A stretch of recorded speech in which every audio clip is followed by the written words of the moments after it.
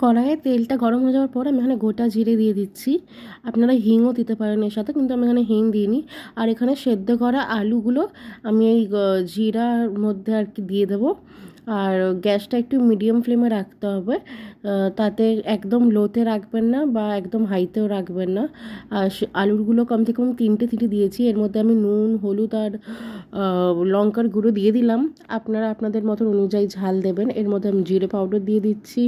এটা ঘরে পেছানো জিরে পাউডার, আপনারা আপনাদের মতন কোয়ান্টিটি হিসেবে দেবেন। আর সাথে আমচুর পাউডারটা কিন্তু কম্পালসারি দরকার, তাতে টেস্টটা কিন্তু দুর্দান্ত আসে। মানে এত সুন্দর হয় যে সব জ্বরের মুখে ভাল লাগবে, এমনি সময় ভাল লাগবে। আর এর সাথে একটু আমি জল অ্যাড করে দিচ্ছি। আর খুবই সুন্দর একটা ভেজ রেসিপি, জাস্ট 5 মিনিটও লাগে না হয়তো, এত সুন্দর। আর এখনই যখন জলটা আমি দিয়ে দিলাম, আপনারা এটা গ্যাসটাকে কিন্তু একটু হাই ফ্লেমে করে দেবেন। জাস্ট একটু যখন বয়েল চলে আসবে ওর জন্য অপেক্ষা করব।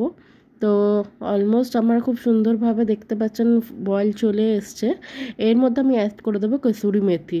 মাই গুডনেস, এত সুন্দর টেস্ট হবে, ট্রাই করবেন। এখানে প্যানে ঘি দিয়ে দিয়েছি। ঘিটা গরম হওয়ার পর জিরা দিয়ে দেবো।